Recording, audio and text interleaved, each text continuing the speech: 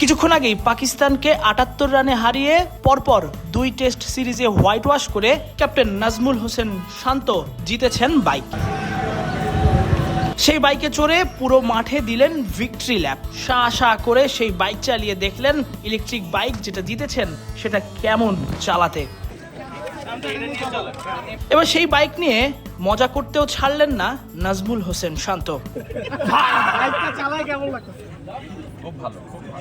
বাইকে উঠে বসে আছেন এমন সময় এক দর্শক সেলফি তুলছিলেন কিংবা ভিডিও করছিলেন। তাকে ফাহ বলে চিৎকার করে শান্ত যেন পাকিস্তানকে হারানোর অনুভূতি প্রকাশ করলেন।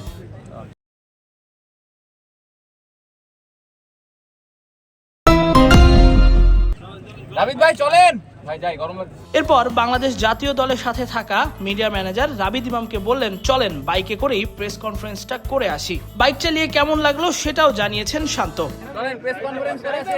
বলেন বাইকটা বেশ ভালো। এরপর সেই লাল রঙা বাইকে চড়ে শান্ত বিভিন্ন পোজ দিয়েছেন।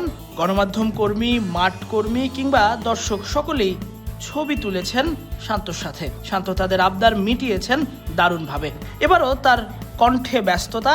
রাবিদ ইমামকে ডেকে বলছেন, চলেন প্রেস কনফারেন্স করে আসি।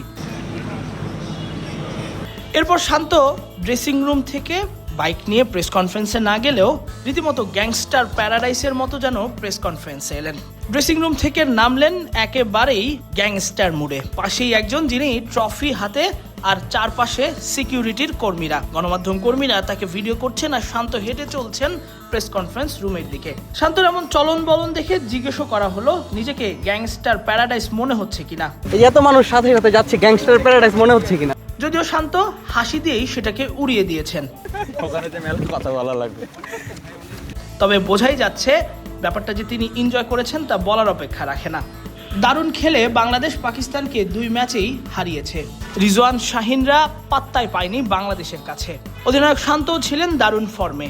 মুশফিকুর রহিম হয়েছেন সিরিজ সেরা। সবকিছু মিলিয়ে দারুণ একটা টেস্ট সিরিজই পার করলো বাংলাদেশ। এর মধ্যেই তারা টেস্ট চ্যাম্পিয়নশিপ র্যাঙ্কিংয়ে পেছনে ফেলেছে ভারতকে। তাই তো অধিনায়কের এমন চলন বলনই তো মানায়।